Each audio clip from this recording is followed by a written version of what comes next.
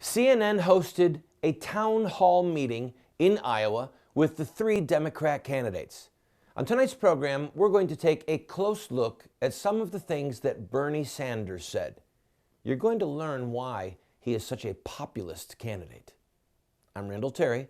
This is Voice of Resistance.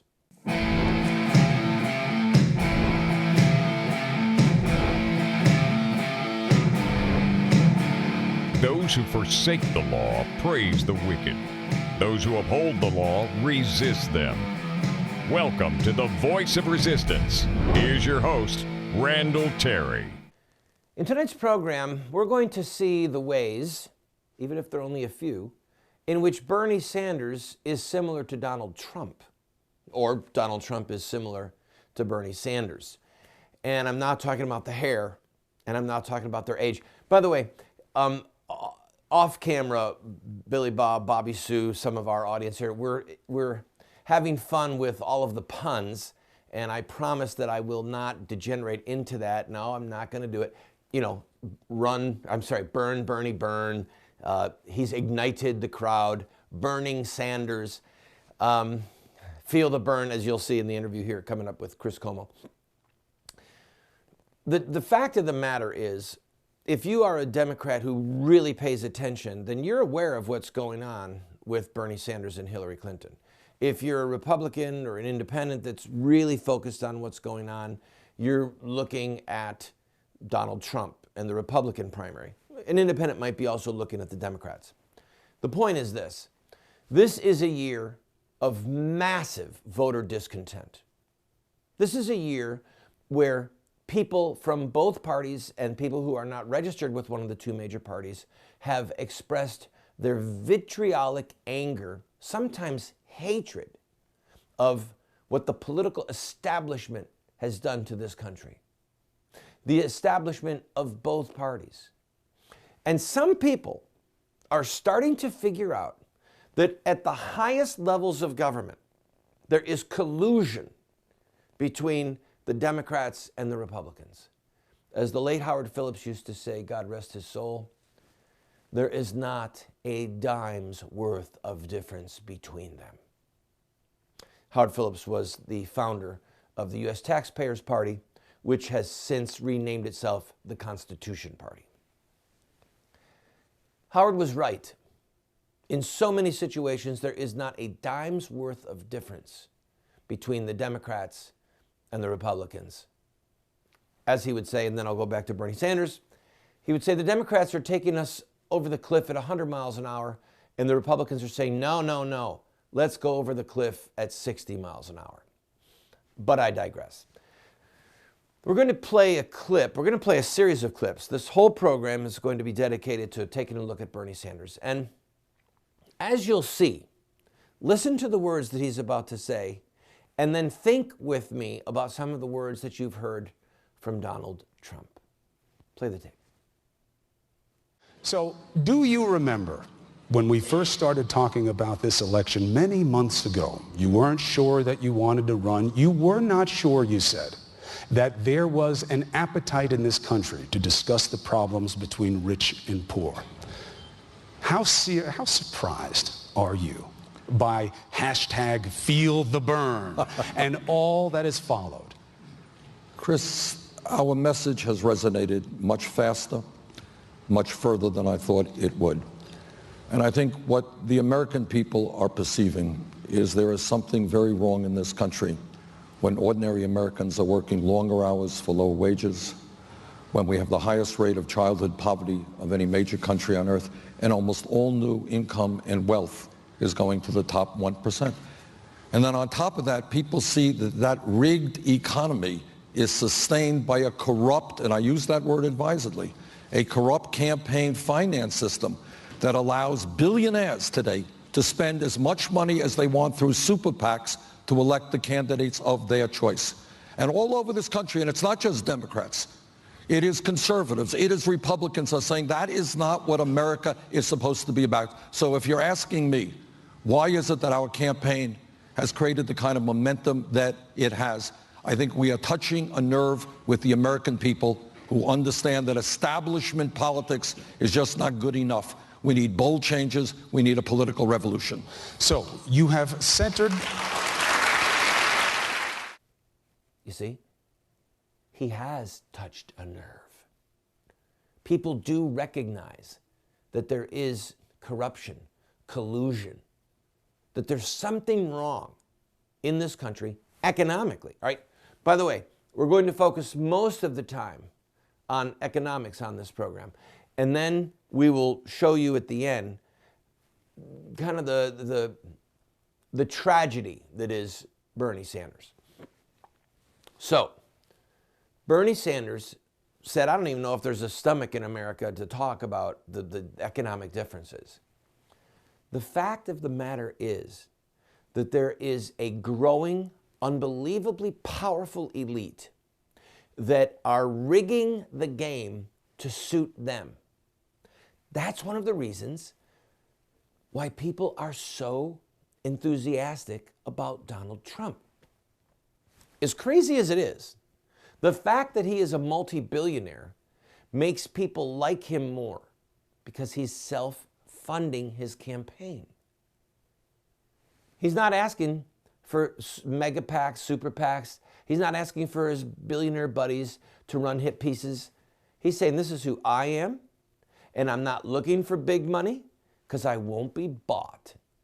I won't be paid for. Bernie Sanders is not a billionaire, but what Bernie has going for him are literally hundreds of thousands of donors giving $25, $50, $100. And he's not going to be bought and paid for. And he has accurately pointed out, as we'll see in not just this clip we just saw, but in the other clips, that Wall Street, banking cartels, and Washington, D.C. have worked together to ensure that the rich get richer, that when some big crisis happens, like with AIG or Chase, or that the wealthy don't go to prison for any wrongdoing, that they don't lose their wealth. No, the U.S. taxpayer, we bail them out, they get richer, and we get poorer. What's wrong with this picture? That's what's driving Bernie Sanders' campaign. I'll be right back.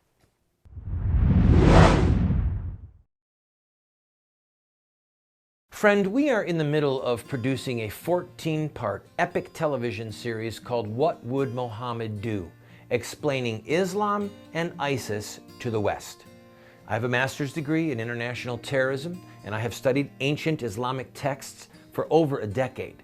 And we are going to do a very paced and a very scholarly look at Muhammad's life and see the connection of his life to today's headlines. Well, we need your help on 3 levels. 1, we need help with some security measures. 2, we need help with some gear for the studio. And 3, we need help with some computers. I'm inviting you to go to the GoFundMe site that you see on the screen and watch the pilot for episode 1. You'll get a feel for what it's going to be, and I promise you, you're going to be excited. You'll be challenged, and you're going to want your friends to see it. And then after you've seen it, give what you can to help us with this project. Thank you.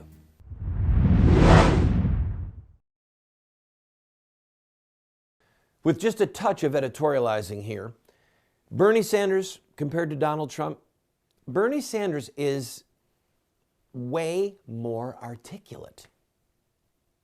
He's better spoken. His sentences have proper grammar. They go on and on with proper grammar. Trump has done a lot to get people enthused about fighting the establishment, as has Bernie Sanders. Bernie Sanders is way more articulate. He presumes a greater intelligence, I think, from his audience. Maybe too much, I don't know. He tries to define what he does define what he believes democratic socialism is. We're going to play the clip, but remember this. We already are a socialist country, okay? Please understand that. Please. We don't have a party called the Democratic Socialists like Germany has, all right? And the vestiges of the echo of the name socialism still cause people to react like this, but we are a socialist country. So here's Bernie's definition of democratic socialism. So what democratic socialism means to me in its essence is that we cannot continue to have a government dominated by the billionaire class and a Congress that continues to work for the interest of the people on top while ignoring working families. What this campaign is about and what I believe in is creating a government that works for all of us, not just a handful of people on the top. That's my definition of democratic socialism.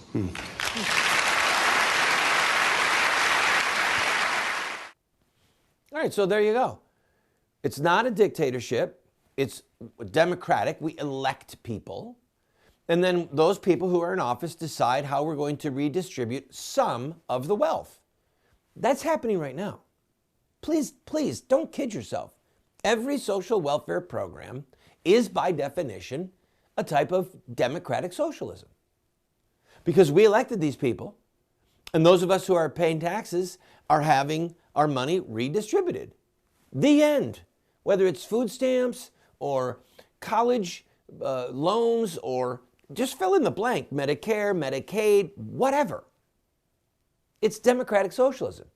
What Bernie Sanders has brought to the table is just a touch of refreshing honesty. All right, now let's play this clip on healthcare. So why do you think that people would support your Medicare for All program? Well, I think people will support my Medicare for All program because the United States today is the only major country on earth that doesn't guarantee health care to all people as a right. Now, I'm on the committee that wrote the Affordable Care Act, and I think the Affordable Care Act has done a lot of good things. But yet we have 29 million people without any health insurance. Your point is there are seniors today, and I meet them every day, who cannot afford the outrageously high cost of prescription drugs because in America, everybody should know this. We pay by far the highest prices in the world for prescription drugs. Last year, while 1 out of 5 Americans cannot afford the prescriptions their doctors write, last year the 3 major drug companies made $45 billion in profit because they spent hundreds of millions of dollars on lobbying and campaign contributions. So I believe we should join the rest of the world. I believe as a principle, everybody should be entitled to health care as a right, comprehensive health care. And by the way, if we move toward a Medicare for all, not only do we cover the needs of all people, including that gentleman, we will save middle-class people thousands of dollars a year on their health care bills because now we pay, by far, per capita, much, much more than any other country on earth. It is time, in my view, for us to have the courage to take on the insurance companies, take on the drug companies, and provide health care to all people at an affordable cost. Again, you see the populism. And again, it's similar to Trump. Trump has been saying the people on Wall Street aren't paying their fair share. And they're not. He's been saying there's a lot of money that's going overseas. It's true. Bernie Sanders is coming at the insurance companies and at the drug companies. We buy our pharmacy stuff at Costco whenever we can. The cost of some of our kids' medication is stunning. It's astounding. Now, somebody's got to pay for it. Stuff has to be made. Research and development costs a lot of money. I get all that. But when you start to think, wait a minute, $45 billion in profits? $45 billion? Then you start thinking of oil profits. And then you start to think, something is not right here. Something's not right. And we might not be able to put our finger exactly on it, but what Bernie Sanders is doing is touching that raw nerve that says, why do these guys have multiple private jets? Not just a private jet, but multiple private jets. And I cannot afford to buy the medicine that got him that private jet. I'll be right back.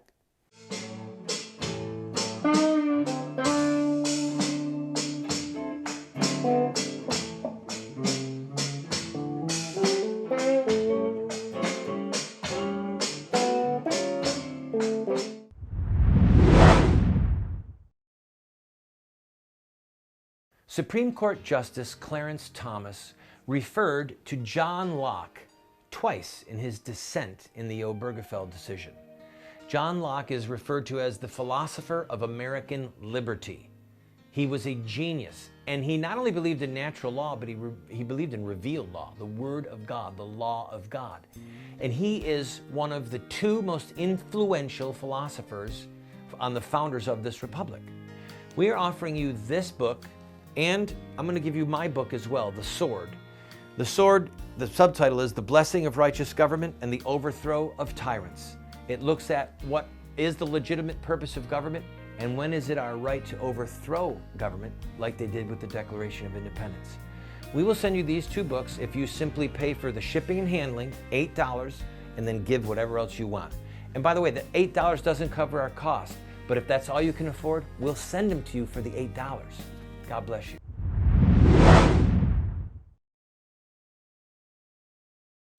If you were a devout Christian living in France or England or Canada and you were sick, would you go to the doctor?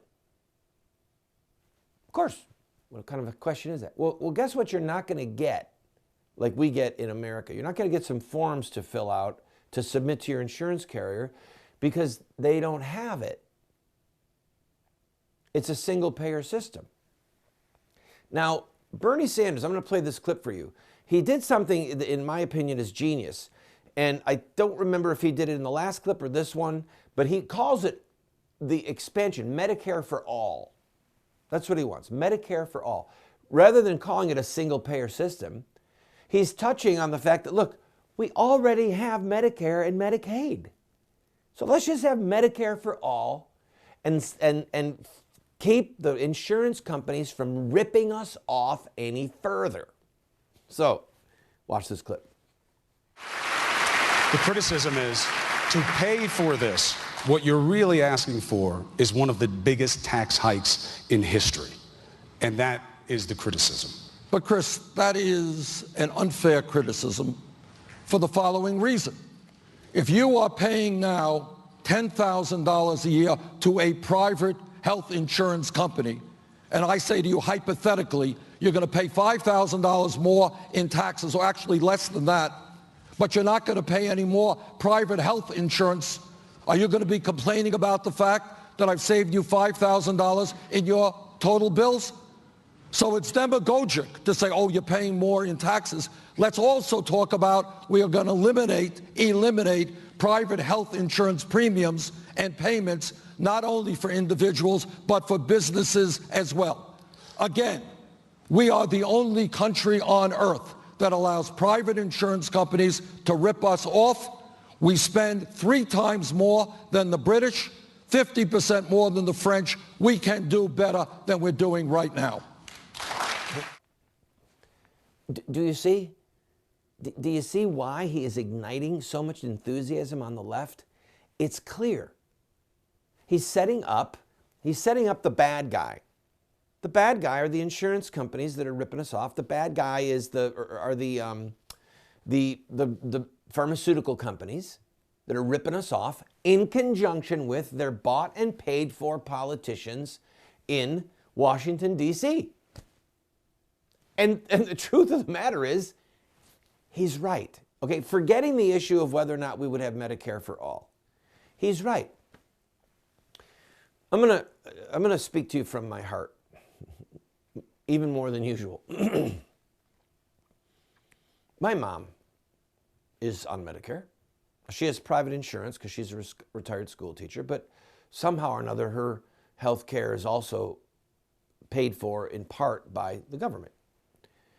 And some of my closest friends are over 65, and now when they go to the hospital, Medicare is taking care of their bills. I mean, I don't believe in it, but what am I going to do?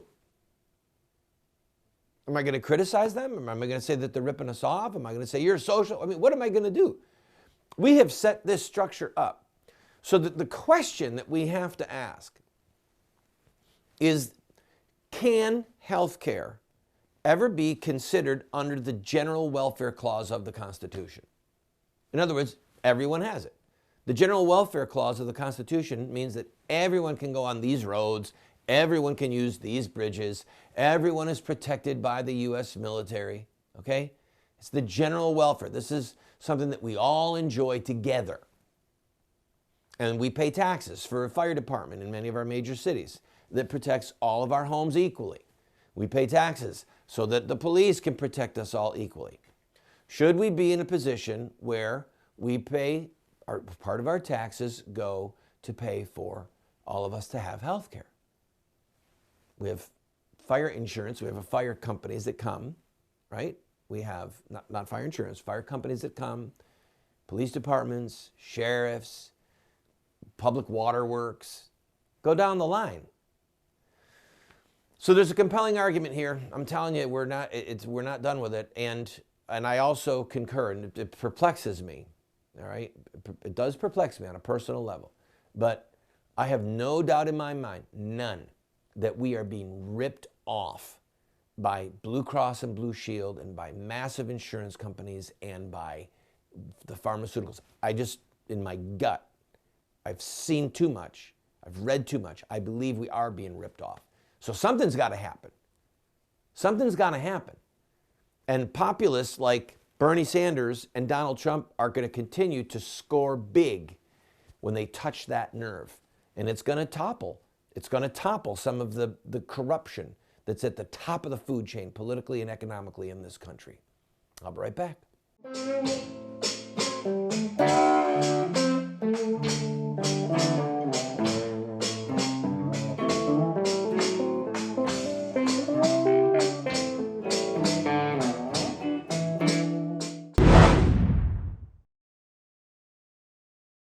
Friend, this TV show represents a mission. It's to be a voice of resistance to the evil in the land, but also to inspire people like you to take a stand at any level that you might be able to equip you, to inspire you, to challenge you, to give you the rhetorical ammunition that you need. But we still have to pay bills. This program, as you know if you're a regular viewer, we don't spend a lot of time raising money. We don't spend a lot of time saying, oh, you need to buy this and we're going to run it. No, we're bringing you a message, but we still have bills that we need to pay. I'm asking you, if you have been blessed by this show, to please go to our website or send a check to the address you see on the screen or call the phone number that you see on the screen and use your credit card and to give $50 or $100 or $500 just to help us meet our normal expenses. And we'll keep bringing you this hard-hitting show.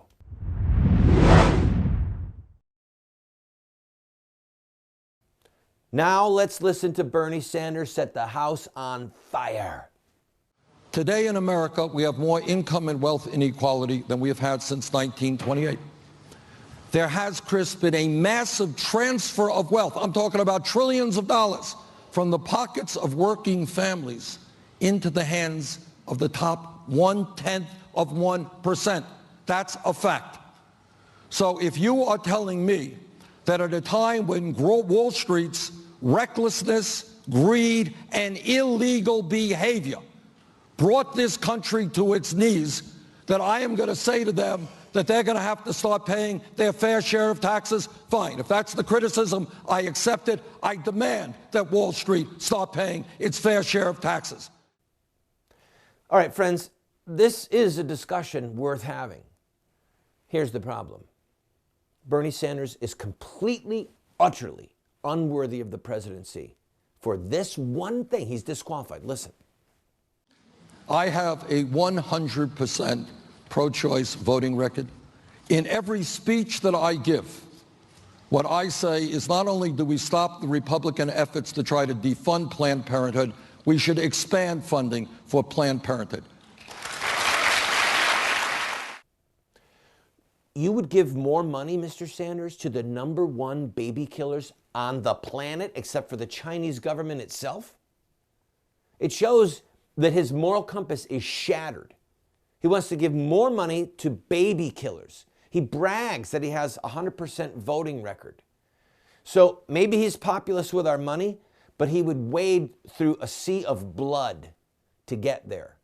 He is not fit for the presidency, and no one can in good conscience vote for him or any other baby killer. Remember that, oh Christian. Remember that. God is watching.